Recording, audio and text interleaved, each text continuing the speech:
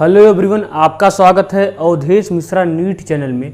आज हम स्टार्ट कर रहे हैं ऑर्गेनिक केमिस्ट्री की प्रैक्टिस। हम ढेर सारा प्रॉब्लम करेंगे, ठीक है। अच्छे क्वेश्चन करेंगे ऑर्गेनिक केमिस्ट्री के। इसको आपको देखना ज़रूर है। सबसे पहले आप क्या करेंगे, वीडियो को पॉज करेंगे, इसका आंसर कमेंट बॉक्स में कमेंट करेंगे, इस क्वेश्चन को खुद से ट्राई करेंगे, उसके बाद ही वीडियो सोल्यूशन देखेंगे। ये काम करना ज़रूर है। हम अच्छे क्वेश्चन लाए हैं, ठीक है, जिससे आपकी ऑर्गेनिक केमिस्ट्री में जितना भी क्वेश्चन आता है नए टाइप का, उस क्वेश्चन को भी आप कवर कर सकें, ठीक। इसलिए जितना भी क्वेश्चन डालूंगा उस क्वेश्चन को देखना जरूर है, ठीक है। मैं कम से कम 20 लेक्चर डालूंगा, केवल ऑर्गेनिक केमिस्ट्री का प्रैक्टिस सेशन है, ठीक है। उसमें क्या होगा, 10 क्वेश्चन होगा। आज भी 10 क्वेश्चन होगा, जो भी लेक्चर आएगा उसमें भी 10 क्वेश्चन होगा। इसलिए क्या होगा, आपके जितनी भी ऑर्गेनिक केमिस्ट्री का क्वेश्चन है सारा का सारा क्या हो जाएगा, प्रैक्टिस हो जाएगा। लेकिन इसके लिए मैं मान के चल रहा हूँ आपको थोड़ी बहुत ऑर्गेनिक केमिस्ट्री आती है, मतलब आपने पढ़ा है, ऑर्गेनिक केमिस्ट्री आपको पढ़ा है। हम केवल आपको क्वेश्चन करवा रहे हैं। ऐसा आप मत समझेंगे कि कोऑर्डिनेशन कंपाउंड का लेक्चर नहीं जाएगा, जो आ रहा है वो जाएगा, ठीक है, वो जाएगा। वो डेली वाइज में एक लेक्चर जाएगा, उसके लिए आपको चिंता नहीं करना है। बस मैं अलग से क्या कर रहा हूँ, ऑर्गेनिक केमिस्ट्री को आपको प्रैक्टिस करवा रहा हूँ, ठीक है। प्रैक्टिस क्वेश्चन की नीट एग्जाम में कैसे क्वेश्चन वो लोग बना सकते हैं, उसी का प्रैक्टिस करेंगे। प्रीवियस ईयर का भी क्वेश्चन होगा और साथ साथ में नए टाइप के क्वेश्चन को भी डिस्कस करेंगे और ढेर सारा यहाँ पे कन्वर्जन सीखेंगे। आपको मज़ा आ जाएगा। ये सेशन देखने के बाद आपको कॉन्फिडेंस जरूर आएगा। लेकिन उसके लिए आपको मैं मान के चल रहा हूँ आपको केमिस्ट्री आती, आपने ऑर्गेनिक केमिस्ट्री पढ़ी जरूर है, ठीक है। तो स्टार्ट करते हैं। देखिए क्वेश्चन क्या है, आइए देखते हैं। तो सबसे पहले आप क्या करेंगे, अपना आंसर कमेंट बॉक्स में कमेंट करेंगे, उसके बाद ही वीडियो सोल्यूशन देखेंगे। एक बार क्वेश्चन को ट्राई करेंगे, ठीक है, अपने से ट्राई करेंगे तो आपके लिए ज़्यादा बेटर होगा। आपको कॉन्फिडेंस भी मिलेगा कि हमने अच्छी पढ़ाई की है। तो स्टार्ट करते हैं बिना समय गवाए। देखो क्वेश्चन क्या है, इसका रिएक्शन करवाया जा रहा है किसके साथ, Br2 के साथ, ठीक है। तो X बन रहा है, X का रिएक्शन फर्दर करवाया जा रहा है HNO3H2SO4 के साथ। तो पूछ रहा है क्या प्रोडक्ट बनेगा। ध्यान से देखेंगे, ठीक है, ध्यान से देखेंगे। देखिए जब भी इसका रिएक्शन Br2 के साथ कराया जाएगा तो यहां से क्या इलेक्ट्रोफाइल, एक बार क्वेश्चन देख लीजिए, ठीक है, हो गया। जब भी इसका रिएक्शन Br2 के साथ कराया जाता है तो यहां से इलेक्ट्रोफाइल क्या आता है, इलेक्ट्रोफाइल क्या आता है, यहां से इलेक्ट्रोफाइल Br+ आता है। क्या आता है, Br+ होता है। अब इलेक्ट्रोफाइल क्या होता है, एक इलेक्ट्रॉन डिफिशियंट होता है। इसको क्या चाहिए, इलेक्ट्रॉन चाहिए। इलेक्ट्रॉन डिफिशियंट मतलब जिसके पास इलेक्ट्रॉन की कमी होती है। इस Br+ को क्या चाहिए, इलेक्ट्रॉन चाहिए। अब Br+ उस पोजीशन पर अटैक करना चाहेगा जिस पोजीशन पर इलेक्ट्रॉन डेंसिटी क्या होगी, ज़्यादा होगी, यही ना। क्योंकि बेचारा क्या इलेक्ट्रोफाइल है, इसको क्या चाहिए, इलेक्ट्रॉन चाहिए। अब ये उस पोजीशन पर अटैक करना चाहेगा जिस पोजीशन पे इलेक्ट्रॉन डेंसिटी क्या होगी, ज़्यादा होगी। आइए पता करते हैं। देखिए मैं मान के चल रहा हूँ आपको सारी केमिस्ट्री आती है, ठीक है। अब देखिए यहाँ पे CH3 है, यहाँ पे OH है। देखिए CH3 क्या लगाता है, CH3+H लगाता है और +I लगाता है। CH3 का +H स्ट्रांग लगता है +I से, मतलब CH3 भी क्या कर रहा है, +H के थ्रू इस रिंग पे इलेक्ट्रॉन डेंसिटी को बढ़ा रहा है। CH3 क्या कर रहा है, +H के थ्रू इस रिंग पे इलेक्ट्रॉन डेंसिटी को बढ़ा रहा है। आइए OH को पता करते हैं। देखिए OH क्या लगाता है, OH लगाता है -I, लेकिन लोन पेयर की वजह से क्या लगाता है, प्लसियम लगाता है। OH का प्लसियम स्ट्रांग लगता है -I से, यानी OH का डोमिनेटिंग इफेक्ट क्या है, प्लसियम है। OH का डोमिनेटिंग इफेक्ट क्या है, प्लसियम है। ये प्लसियम के थ्रू इलेक्ट्रॉन को डोनेट करता है, प्लसियम के थ्रू इलेक्ट्रॉन को डोनेट करता है। किस पे, रिंग पे। ये क्या करता है, प्लसियम के थ्रू इलेक्ट्रॉन को डोनेट करता है, किस पे, रिंग पे। यानी ये भी कहीं न कहीं इस रिंग सिस्टम पे इलेक्ट्रॉन डेंसिटी को बढ़ा रहा है। ये भी इलेक्ट्रॉन डेंसिटी को बढ़ा रहा है और ये भी इलेक्ट्रॉन डेंसिटी को बढ़ा रहा है। अब तो मैटर फंस गया। आप कहेंगे सर किसके हिसाब से अटैक करेगा, इसके हिसाब से अटैक करेगा कि इसके हिसाब से अटैक करेगा। आपने पढ़ा होगा सबसे ज़्यादा प्रियोरिटी होती है एरोमेटिसिटी। एरोमेटिक कंपाउंड बहुत ज़्यादा स्टेबल होते हैं। फिर होता है मेजोमेरिक इफेक्ट, होता है mesomeric effect hyper conjugation effect से बहुत ज़्यादा डोमिनेटिंग इफेक्ट होता है, बहुत ज़्यादा स्टेबल, बहुत ज़्यादा स्ट्रांग इफेक्ट होता है। मेजोमेरिक इफेक्ट क्या होता है, बहुत ज़्यादा स्ट्रांग इफेक्ट होता है हाइपर कॉन्जुगेशन इफेक्ट के कंपेरिजन में। ये जो OH है ना, ये इलेक्ट्रॉन डेंसिटी इस रिंग पे बहुत ज़्यादा बढ़ाएगा, इस रिंग पे इलेक्ट्रॉन डेंसिटी बहुत ज़्यादा बढ़ाएगा। CH3 जो है ये भी बढ़ाएगा, लेकिन OH के कंपेरिजन में कम बढ़ाएगा। जाहिर सी बात है, जो इलेक्ट्रॉन डेंसिटी को ज़्यादा बढ़ाएगा उसी के हिसाब से इलेक्ट्रोफाइल का अटैक होगा। इसलिए आपको पता है जो CH3 होता है ये भी आर्थो पैरा डायरेक्टिंग होता है, और ये जो OH होता है ये भी आर्थो पैरा डायरेक्टिंग होता है। लेकिन अटैक किसके हिसाब से होगा? OH के हिसाब से होगा, क्योंकि OH का प्लसियम स्ट्रांग लगता है हाइपर कॉन्जुगेशन इफेक्ट के कंपेरिजन में।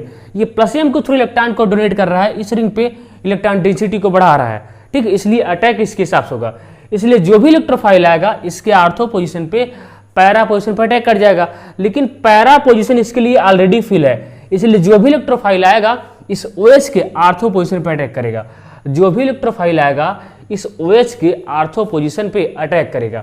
यानी आपका यहाँ से X क्या बन जाएगा? आपका X ये बन जाएगा, ध्यान से देखेंगे, आपका X यहाँ से क्या बन जाएगा? यहाँ पे तो आपका CH3 ही रहेगा, यहाँ पे आपका OH रहेगा, यहाँ पे लग जाएगा Br, ये आपका X बन जाएगा। क्या बन जाएगा? ये आपका X बन जाएगा। अब फिर से इसका रिएक्शन हो रहा है HNO3 के साथ, HNO3H2SO4 के साथ। अब ध्यान देंगे, यहाँ से इलेक्ट्रोफाइल क्या आता है? NO2+ आता है, ये बात आपको पता होनी चाहिए। यहाँ से इलेक्ट्रोफाइल क्या आया? NO2+ आया। अब NO2+ किसके हिसाब से अटैक करेगा? NO2+ किसके हिसाब से अटैक करेगा? फिर से बात फंसी। अब इलेक्ट्रोफाइल क्या होता है? ये तो NO2+ का इलेक्ट्रोफाइल है ना, इसको क्या चाहिए? इलेक्ट्रॉन चाहिए। अब CH3 भी क्या होता है? आर्थो पैरा डायरेक्टिंग होता है। OH भी क्या होता है? आर्थो पैरा डायरेक्टिंग होता है, लेकिन ये +H के थ्रू इलेक्ट्रॉन डेंसिटी को बढ़ाता है, ये +M के थ्रू इलेक्ट्रॉन डेंसिटी को बढ़ाता है। तो इलेक्ट्रॉन डेंसिटी को ज़्यादा कौन बढ़ाता है? इलेक्ट्रॉन डेंसिटी को OH ज़्यादा बढ़ाता है, क्योंकि OH का प्लसियम लग रहा है ना, प्लसियम बहुत स्ट्रांग इफेक्ट होता है जो कि इस रिंग सिस्टम पे इलेक्ट्रॉन डेंसिटी को बढ़ाएगा। इसलिए अटैक इस OH के हिसाब से होगा, और इलेक्ट्रोफाइल बेचारा वहीं पर अटैक करेगा जहां पे इलेक्ट्रॉन डेंसिटी क्या होगी? ज़्यादा होगी। इसलिए ये OH इलेक्ट्रॉन डेंसिटी को बहुत ज़्यादा बढ़ाएगा, ठीक है, इसलिए अटैक इसके हिसाब से होगा। इसलिए इसके आर्थो पोजीशन पे आकर अटैक कर जाएगा, इसके पैरा पोजीशन पर अटैक नहीं होगा। क्यों नहीं होगा? क्योंकि इसका पैरा पोजीशन तो ऑलरेडी फेल है, इसलिए जो भी इलेक्ट्रोफाइल आएगा इसके आर्थो पोजीशन पे आकर अटैक कर जाएगा। यानी फाइनल प्रोडक्ट आपका यही बन जाएगा, ये वाली चीज़ है। अब देखिए या क्या ये ऑप्शन देखिए किसी में है, ये वाला किसी में है, देखिए यहाँ पे तो नहीं है, यहाँ पे तो ये तो कट गया, ये वाला ऑप्शन बी वाला ऑप्शन है। देखिए क्या हो जाएगा? बी ऑप्शन सही हो जाएगा। आया? तो इस टाइप के क्वेश्चन आपसे पूछे जाते हैं, अधिकतर ये क्वेश्चन जेईई एग्जाम में आता है। इस सिमिलर क्वेश्चन इस बार जेईई एग्जाम में आया था, सिमिलर क्वेश्चन इस बार जेईई एग्जाम में आया था, ऐसा ही क्वेश्चन जेईई एग्जाम में आया था, सिमिलर क्वेश्चन, ठीक है, इसको नोट करिए। अच्छा क्वेश्चन है, बढ़िया है, ठीक है। अब मैं आपको दूसरा क्वेश्चन देने जा रहा हूं, नोट करिए।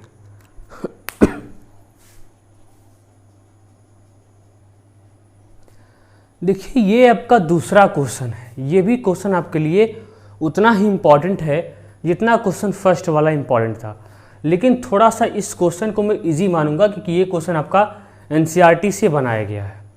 ये क्वेश्चन आपका एनसीईआरटी से। आप क्या करेंगे? वीडियो को पॉज करेंगे, अपना आंसर कमेंट बॉक्स में कमेंट करेंगे, उसके बाद ही इसका वीडियो सोल्यूशन देखेंगे, ठीक है। तो आइए स्टार्ट करते हैं। ये भी क्वेश्चन एक बार देख लीजिए, अच्छे से समझ लीजिए क्या चीज़ें हैं, ठीक है। अब देखिए यहाँ पे इसका रिएक्शन करवाया जा रहा है अमोनिया हीट के साथ। देखिए जब भी आप ऑर्गेनिक का क्वेश्चन किया करिए ना तो थोड़ा सोचना पड़ता है, क्या चीज़ें करना होता है। ध्यान दीजिए, इसका रिएक्शन करवाया जा रहा है अमोनिया हीट से। पूछ रहा है क्या प्रोडक्ट बनेगा। 4 ऑप्शन गिवन रखें, ये 4 ऑप्शन दिए गए हैं। इस ऑप्शन से आपको छांटना है कौन सा ऑप्शन सही है। तो पहले आइए समझते हैं ये कहना क्या चाहता है। देखिए इसका रिएक्शन करवाया जा रहा है अमोनिया हीट से, तो आप याद रखेंगे एसिड का रिएक्शन अमोनिया से होता है, एसिड का रिएक्शन अमोनिया के साथ होता है। पहले तो मैं आपको मैकेनिज्म के साथ बताऊंगा, उसके बाद बताऊंगा ट्रिक के साथ। तो मैकेनिज्म के साथ देखिए ये एसिड है ना, ये तो क्या कार्बोक्सिलिक एसिड है, ग्रुप है, इसका नेचर क्या एसिडिक है। तो ये क्या करिए, ये प्रोटॉन को रिलीज करता है, ये H+ को रिलीज करता है। क्या करता है? H+ को रिलीज करता है। अब ये अमोनिया है ना, इसके पास क्या है? लोन पेयर है ना, लोन पेयर है। अब यहाँ से H+ आएगा, ठीक है, यहाँ से क्या आएगा? यहाँ से क्या आता है? यहाँ से H+ आता है, ध्यान देंगे, यहाँ से H+ आता है। ये H+ इस नाइट्रोजन के लोन पेयर पर अटैक कर जाएगा।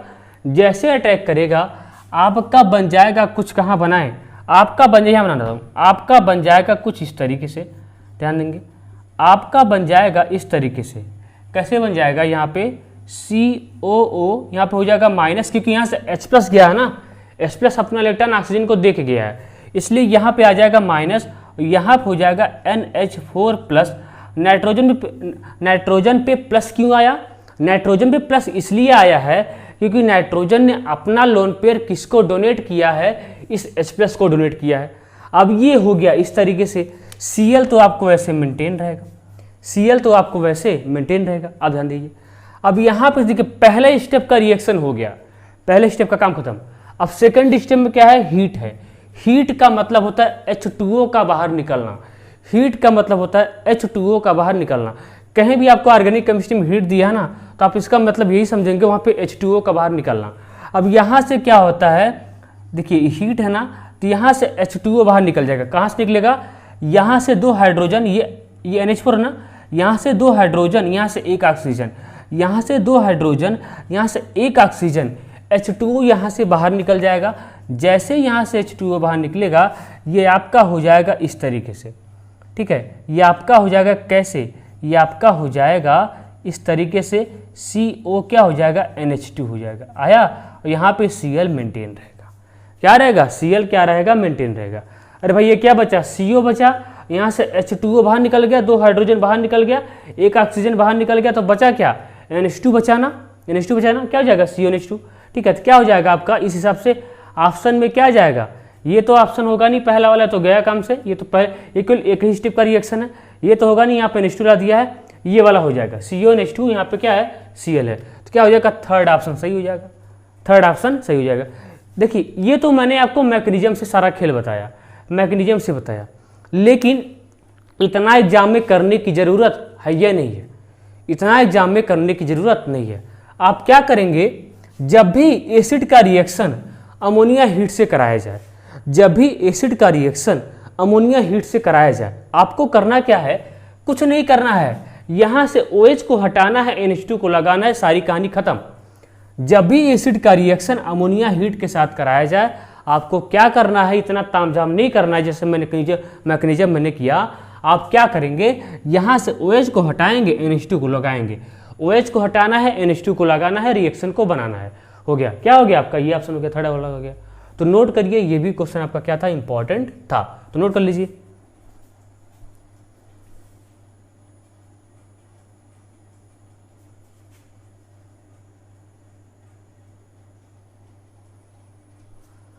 अब देखिए आपके पास ये क्वेश्चन आया, नए वैरायटी का क्वेश्चन, ये क्वेश्चन आया। देखिए इस क्वेश्चन को आप कैसे टैकल करेंगे, कैसे सॉल्व करेंगे, ध्यान दीजिएगा। देखिए करा, इसका रिएक्शन करवाया जा रहा है कांग HBr के साथ, कंसनट्रेटेड HBr के साथ, इसका रिएक्शन करवाया रहा है। देखिए इसका रिएक्शन करवाया जा रहा है HBr के साथ, ठीक, तो A बन रहा है। अब A का रिएक्शन करवाया जा रहा है, A का रिएक्शन करवाया जा रहा है KCN के साथ, तो B बन रहा है। पूछ रहा है B क्या बनेगा, B क्या बनेगा, एक बार ध्यान से देख लीजिए, आपको दिखाई दे रहा है कि नहीं, एक बार देख ले रहे हैं, ठीक है, एकदम अच्छे से दिखाई दे रहा है, ठीक है। अब देखिए इसका रिएक्शन करवाया जा रहा है कांग HBr के साथ, पूछ रहा है A क्या बनेगा, ठीक है, A क्या बनेगा। A का रिएक्शन करवाया जा रहा है KCN के साथ, पूछ रहा है B क्या बनेगा, यानी फाइनल प्रोडक्ट आपसे पूछा है कि B क्या बनेगा। ये कन्वर्जन का क्वेश्चन है, बड़ा इंपॉर्टेंट होते हैं कन्वर्जन का क्वेश्चन, ध्यान देंगे। देखिए मैं आपको यहाँ पे नीचे बताता हूँ, यहाँ बताता हूँ, ठीक है, यहाँ पे बताता हूँ। देखिए होता क्या है, सबसे पहले ध्यान देंगे, सबसे पहले क्या होता है, यहाँ से आपको HBr को ब्रेक करना है, H plus Br minus H, ठीक है, ब्रेक कर दिया ना, ब्रेक कर दिया। अब ध्यान देंगे, यहाँ पे क्या है, OH है, यहाँ पे क्या है, OH है, इसके पास ये ऑक्सीजन, इसके पास क्या है, लोन पेयर है, क्या है, लोन पेयर है। अब ये H+ जाएगा, इसके ऑक्सीजन के लोन पेयर के ऊपर जाके अटैक कर देगा, ऑक्सीजन के लोन पेयर के ऊपर जाएगा, अटैक करेगा। तो ये स्ट्रक्चर आपको कुछ ऐसा दिखेगा, ध्यान देंगे, CH3 CH3 CH3 CH2 CH2 CH2 CH2O H, इस तरीके से दिखेगा। आया, अब आ जाएगा ऑक्सीजन के ऊपर प्लस चार्ज, क्यों आएगा, ऑक्सीजन ने अपना लोन पेयर किसको डोनेट किया, H+ को डोनेट किया है, इसलिए इसके ऊपर क्या आ जाएगा, प्लस चार्ज आएगा। अब ध्यान देंगे, ऑक्सीजन क्या होता है, मोर इलेक्ट्रोनेगेटिविटी एटम होता है, अपने ऊपर प्लस चार्ज को बर्दाश्त नहीं कर पाएगा, इसलिए करता क्या है, यहाँ से इस बांड को ब्रेक कर लेगा, इस बांड को ब्रेक करके अपना इलेक्ट्रॉन लेके चला जाएगा, तो यहाँ पे क्या आ जाएगा, प्लस चार्ज, यानी यहाँ से H2O बाहर चला जाएगा। यहाँ से क्या होगा, H2O बाहर चला जाएगा, ध्यान देंगे, यहाँ से H2O बाहर निकल जाएगा। अब मैं एक स्टेप मिटा रहा हूँ, यहाँ से H2O बाहर निकल जाएगा। जैसे यहाँ से H2O बाहर निकला, अब ये हो जाएगा आपका स्ट्रक्चर इस तरीके से हो जाएगा। अब देखिए यहाँ पे कितना अल्फा हाइड्रोजन है, यहाँ पे कितना अल्फा हाइड्रोजन, यहाँ पे 2 अल्फा हाइड्रोजन है, ये ठीक है, ये आपका कार्बोकैटायन, इसके बगल होता है अल्फा कार्बन, इसके पास 2 अल्फा हाइड्रोजन है। अब देखिए यहाँ पे कितना है, यहाँ पे केवल 2 अल्फा हाइड्रोजन है। अब यहाँ पे क्या होगा, कार्बोकैटायन रीअरेंजमेंट होगा। क्या होगा, कार्बोकैटायन रीअरेंजमेंट होगा। जब भी यहाँ पे कार्बोकैटायन रीअरेंजमेंट होगा तो क्या होगा, यहाँ से एक हाइड्राइड यहाँ पे शिफ्ट कर जाएगा और ये प्लस चार्ज यहाँ पे शिफ्ट कर जाएगा, तो ये आपका हो जाएगा इस तरीके से CH3 CH3, ठीक है, फिर हो जाएगा CH प्लस, यहाँ पे हो जाएगा CH3। आज समझ में क्या हुआ, यहाँ से एक हाइड्राइड यहाँ पे चला गया और एक प्लस चार्ज यहाँ पे आ गया, तो ये हो गया इस तरीके से। अब यहाँ पे अल्फा हाइड्रोजन काउंट करिए, तो यहाँ पे आ जाएगा 4 अल्फा हाइड्रोजन। देखिए जैसे मैंने रीअरेंजमेंट कराया ये स्टेबल हो गया, यहाँ पे 2 अल्फा हाइड्रोजन था, यहाँ पे कितना हो गया, 4 अल्फा हाइड्रोजन हो गया। अब एक बार आपको रीअरेंजमेंट और कराना पड़ेगा, एक बार आपको रीअरेंजमेंट और कराना पड़ेगा। अगर एक बार रीअरेंजमेंट करवाएंगे ना तो ये और स्टेबल हो जाएगा। रीअरेंजमेंट तब तक कराया जाता है जब तक स्टेबिलिटी मिलती जाती है, तो रीअरेंजमेंट करवाएंगे ना तो ये और स्टेबल हो जाएगा, ये और स्टेबल होगा, तो कराइए।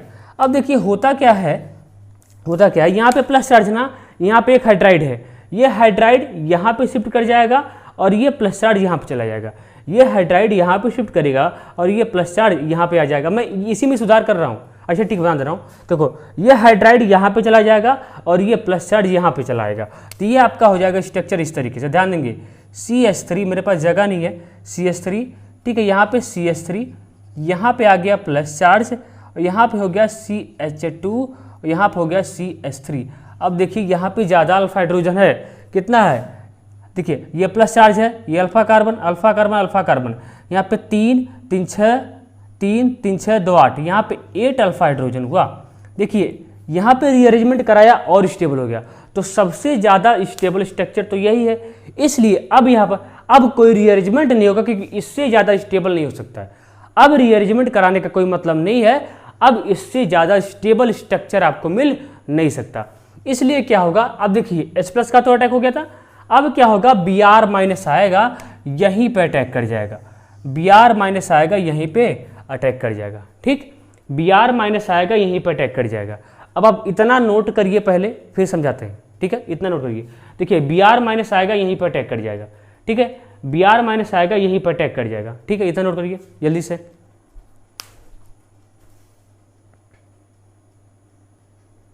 अब देखिए जैसे Br- यहाँ पे अटैक करेगा, तो ये आपका स्ट्रक्चर बन जाएगा इस तरीके से, हो जाएगा CH3, फिर CH3, ठीक है, फिर यहाँ पे CH2, फिर यहाँ पे CH3, यहाँ पे Br। अब आपका बना है A, अब A का रिएक्शन होगा किसके साथ, KCN के साथ होगा। अब इसका रिएक्शन होगा KCN के साथ। अब आपको कुछ करना ही नहीं है, यहाँ से K, यहाँ से Br, यहाँ से K, यहाँ से Br, K Br बाहर निकल जाएगा, यहाँ से K, यहाँ से Br, K Br बाहर निकल जाएगा, यहाँ पे SN2 मैकेनिज्म चलेगा, यहाँ से आपका बन जाएगा ये आपका फाइनल प्रोडक्ट मिल जाएगा, यहाँ से CH3 CH2 CH3 हो जाएगा, यहाँ पे क्या हो जाएगा, CN हो जाएगा। कोई ऐसा ऑप्शन है, है ना, ये ऑप्शन है ना, बी वाला ऑप्शन, क्या हो जाएगा, बी ऑप्शन सही हो जाएगा।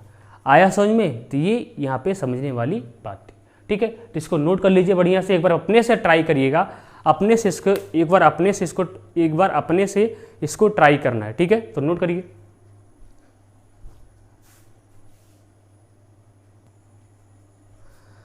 अब देखिए ये क्वेश्चन देखते हैं, छोटा क्वेश्चन है लेकिन इंपॉर्टेंट क्वेश्चन है। क्या कर रहा है, पैरानाइट्रोटोल्यूइन ऑन फर्दर नाइट्रेशन गिव्स, कह रहा है कि पैरानाइट्रोटोल्यूइन है, इसका फर्दर क्या किया जा रहा है, नाइट्रेशन किया जा रहा है, तो पूछ रहा है क्या प्रोडक्ट बनेगा। तो ध्यान देंगे, सबसे पहली बात पैरानाइट्रोटोल्यूइन है क्या, तो पैरा नाइट्रोटोल्यूइन आपका ये होता है, पैरा नाइट्रोटोल्यूइन, ये हो गया CH3, ये हो गया टोल्यूइन और इसके पैरा पोजिशन पे NO2, ये आपका हो गया पैरा नाइट्रोटोल्यूइन हो गया। कह रहा है कि इसका क्या किया जा रहा है, फर्दर नाइट्रेशन किया जा रहा है, फिर से नाइट्रेशन किया जा रहा है। ध्यान देखिए, जब इसका क्या होगा, नाइट्रेशन होगा, HNO3 के साथ रिएक्शन करवाएगा, तो यहाँ से इलेक्ट्रोफाइल क्या आएगा, NO2+ आएगा। अब NO2+ ठहरा बेचारा इलेक्ट्रोफाइल ठहरा ना, ये क्या चाहेगा, इसके पास इलेक्ट्रॉन की कमी है, ये उस पोजीशन पर अटैक करना चाहेगा जिस पोजीशन पे इलेक्ट्रॉन डेंसिटी क्या होगी, ज़्यादा होगी। अब यहाँ पे CH3 है, यहाँ पे NO2 है।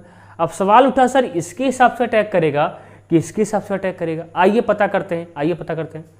देखिए CH3 क्या लगाता है आपका, +H लगाता है, ये +H के थ्रू इस रिंग पे इलेक्ट्रॉन डेंसिटी को बढ़ाएगा, +H के थ्रू इस रिंग पे इलेक्ट्रॉन डेंसिटी को बढ़ाएगा।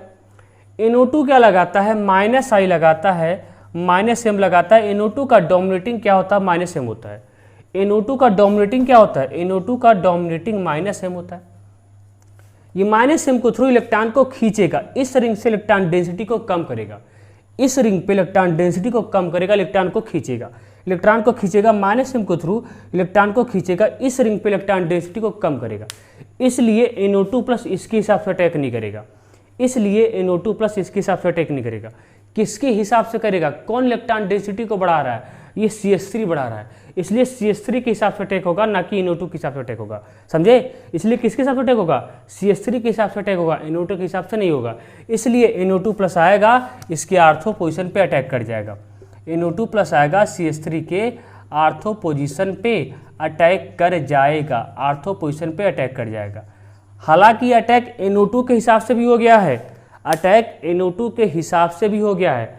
अब देखिए क्यों, ऐसा क्यों, देखिए NO2 क्या होता है, ये डीएक्टिवेटिंग नेचर का होता है, इलेक्ट्रॉन विड्रॉइंग होता है, इलेक्ट्रॉन खींचता है -M के द्वारा। और ये क्या होते हैं, ये मेटा डायरेक्टिंग होते हैं। क्या होता है, मेटा डायरेक्टिंग होता है। ये मेटा पोजीशन पे इलेक्ट्रॉन डेंसिटी को बढ़ाता है, मेटा पोजीशन पे इलेक्ट्रॉन डेंसिटी को बढ़ाता है। इसलिए जो भी इलेक्ट्रोफाइल आएगा इसके मेटा पोजीशन पर अटैक करेगा। देखिए अटैक तो इसके हिसाब से भी हो गया है ना, ये आर्थो ये मेटा, ये आर्थो ये मेटा, यानी ये पोजीशन CH3 के लिए आर्थो पोजीशन है और यही पोजीशन NO2 के लिए मेटा पोजीशन है।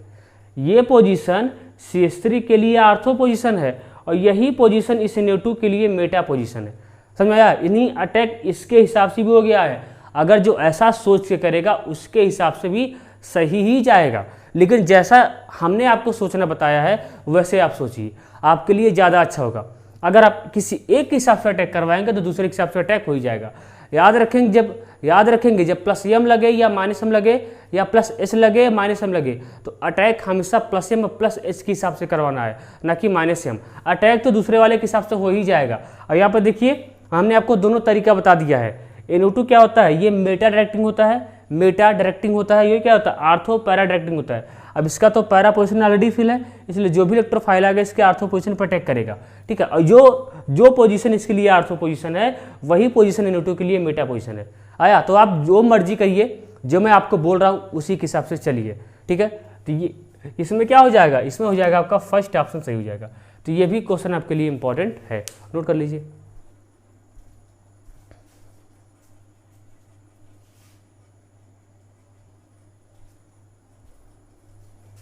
देखिए आज के लिए इतना ही रखते हैं। ठीक है, आज के लिए इतना ही रखेंगे। नेक्स्ट वाले लेक्चर में ढेर सारा क्वेश्चन आपके लिए लाएंगे।